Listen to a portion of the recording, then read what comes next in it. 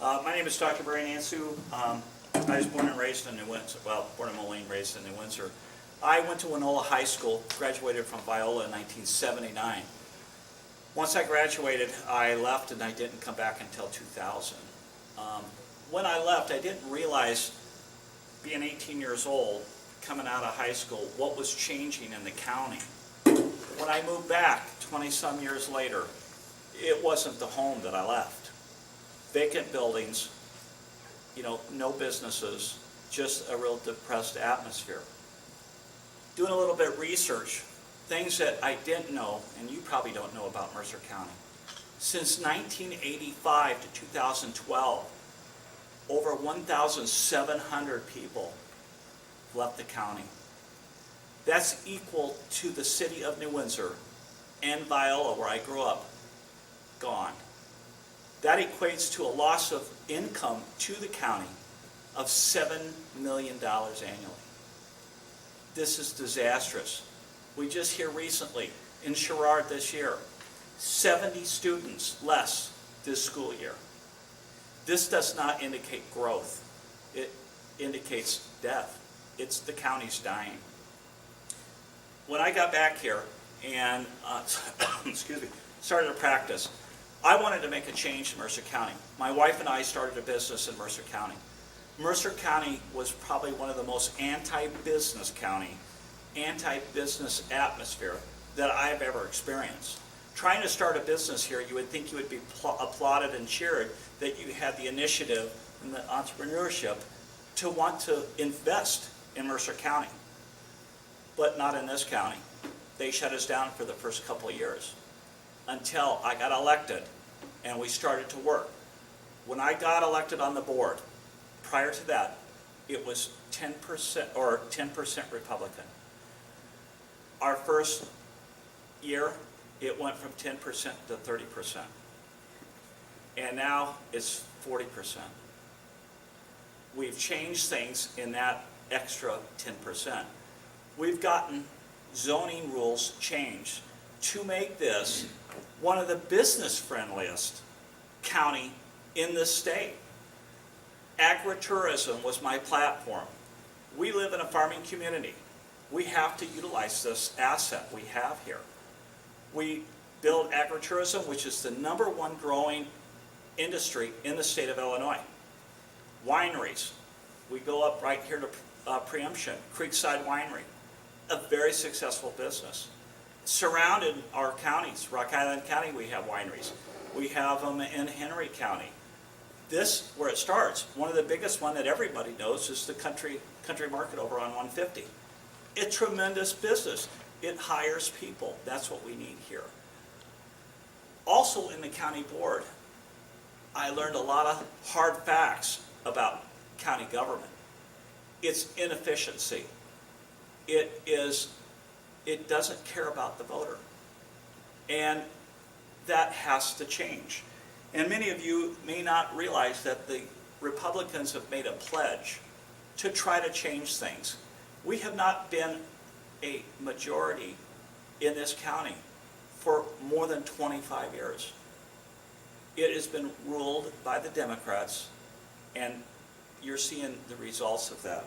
So we came up with a pledge to the voters of Mercer County.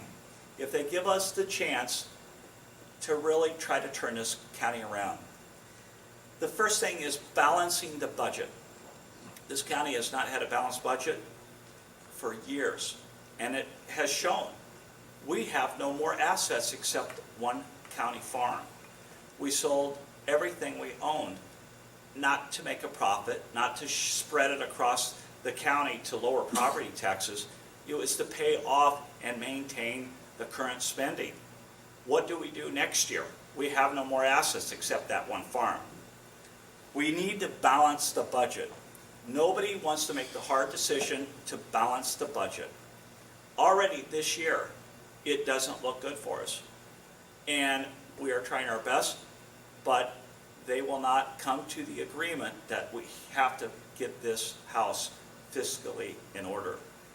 We want to relieve the taxpayer. My parents moved out here in, I think, in the early 50s. They came out here for two reasons. It was quiet and it was cheap. Property taxes were cheap. It was a safe place. And even back in the 50s, they thought it was safe here. But now, people are leaving. Why? Because Mercer County, believe it or not, is ranked 4th in the state of having some of the highest property taxes. Then you add $3.50 a gallon gas. What is the incentive to somebody come out here and live in the rural country? It's better for them to go in town where their property taxes may be lower and they save, all this money in gas. The way that you pass that down to the taxpayer is an efficient government. Cut the spending, utilize what revenues you have wisely. Then we want to upgrade the county board's operation. We want to make this efficient. We want to hire a county administrator. This idea was brought up by me about 3 or 4 years ago. It was balked at by the county board at that time. They said there's no way we could pay for it. However, an administrator pays for themselves. It streamlines the government.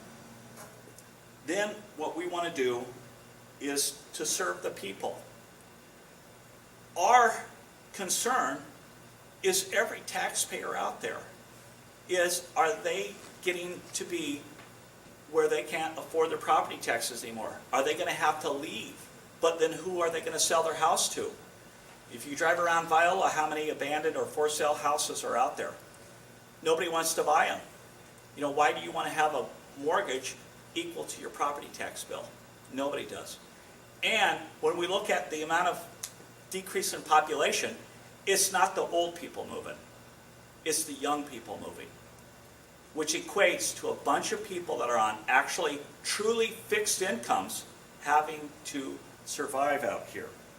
We want to pass on any surpluses that we can show in the budget. Also, we want to make it prosperous. I have 3 kids.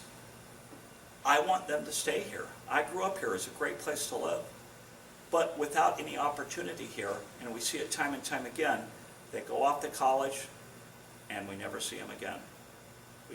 And that is a sad thing. We need to have a draw to come back here.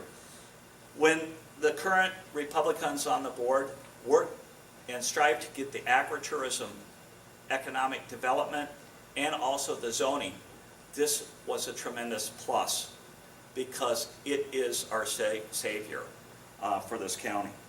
We want to be able to entice new businesses to come here with tax investment, where they can build a building or hire more people, and they don't have to worry about getting jabbed with these high income taxes or property taxes. Also, we want transparency. Mercer County ranked at the bottom of the list of all counties in Illinois for transparency. We don't know where the meetings are half the time. The website, the county website was down for almost months. Nobody could look and see where money was going. And that has to change. Everything needs to be available to the county citizens. We need also to manage the jail. This is our biggest burden, and George will talk about that. But we also need to empower the taxpayer. Us as county board members, we are nothing but a citizen that is trying to make a change. But if we don't treat and respect each individual, you lose control. And we need to make it where there's no expense that is going to be proposed by the county without you saying, wait a minute, we vote no. Because we see it time and time again across the state. When there's a referendum of a big tax investment, it's always voted down. And why? It's because the people speak. In Mercer County, a $6.5 million jail, I never had a vote for it. Now they're looking at other capital expenses. Is that going to happen too?